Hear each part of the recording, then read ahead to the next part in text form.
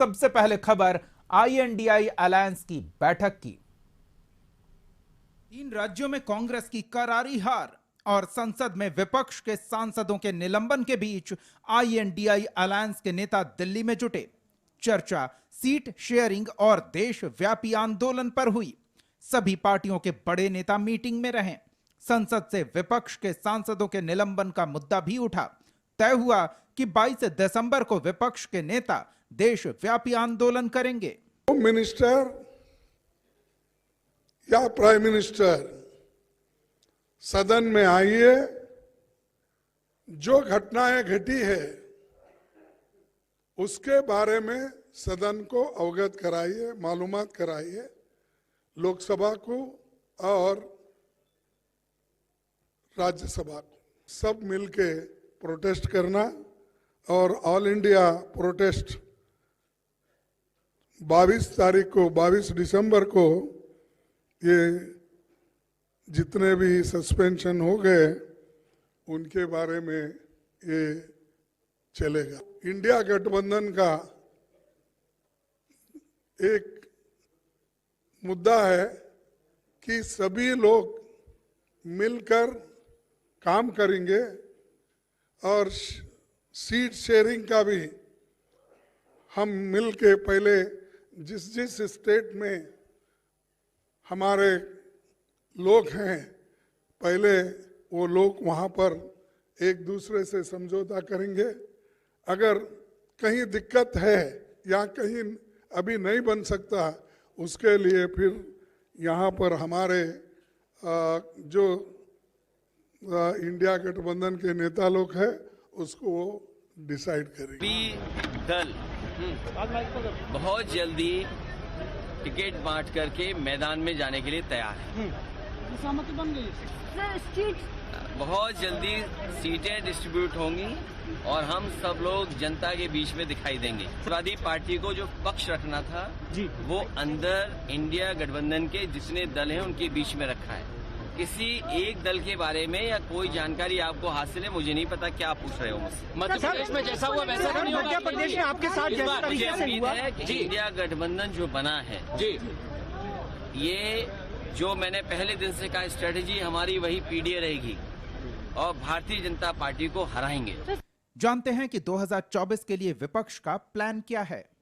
दरअसल योजना यह है कि लोकसभा की 450 सीटों पर बीजेपी के खिलाफ विपक्ष का संयुक्त उम्मीदवार हो। जिन राज्यों में कांग्रेस मजबूत हो वहां कांग्रेस का उम्मीदवार हो। ऐसी सीटों की संख्या करीब 200 बताई जाती है, जबकि 250 सीटें ऐसी हैं जहां दूसरे क्षेत्रीय दल बीजेपी को टक्कर देंगे। सुनने में समीकरण बहुत आसान दिखता है, लेकिन इसमें पेंच बहुत है। यही वजह है कि गठबंधन के नेता दिल्ली की बैठक को अहम बता रहे हैं और मान रहे हैं कि जनता को विश्वास दिलाना होगा कि बीजेपी को हराया जा सकता है। क्या क्या सर? अच्छा रहा, अभी शुरू होगा, कैंपेन भी शुरू होगा, सीट शेयरिंग भी होगी, सब होगा। कन्वीनर को लेकर सर कोई सुना गया? कन्वीनर को लेकर कोई बात हुई? नहीं अभी। It was a very successful, fruitful meeting. Everybody opened their mind and told. A little bit criticism is although here and there, of course, because we are 20, 25, 26 parties. Main focus was to finalize the seat sharing. Sir, discussion on convener also has been. A lot many things discussed. Everything cannot be decided today itself. Successful? Wait. Was the seat sharing formula concluded? Yeah, seat sharing discussion should be started immediately. That's what. Again, there will be a meeting held regarding the same. No. That all the parties concerned has to start immediately. And there is a common resolve. We should conclude the seat sharing arrangement as early as possible, and we will have to put up a strong collective fight against BJP, and we should ensure the defeat of BJP in the forthcoming parliament election. गठबंधन के नेता भी मान रहे हैं कि BJP को केंद्र से बेदखल करने के लिए आपसी सहमति जरूरी है। साथ ही ये भरोसा भी जता रहे हैं कि मीटिंग में सब कुछ तय कर लिया जाएगा। बहुत साफ बात। एक minute, seat sharing seat sharing, mass contact program 20 दिन के अंदर सब शुरू। सर, कन्वीनर बनाने को लेकर कोई बातचीत?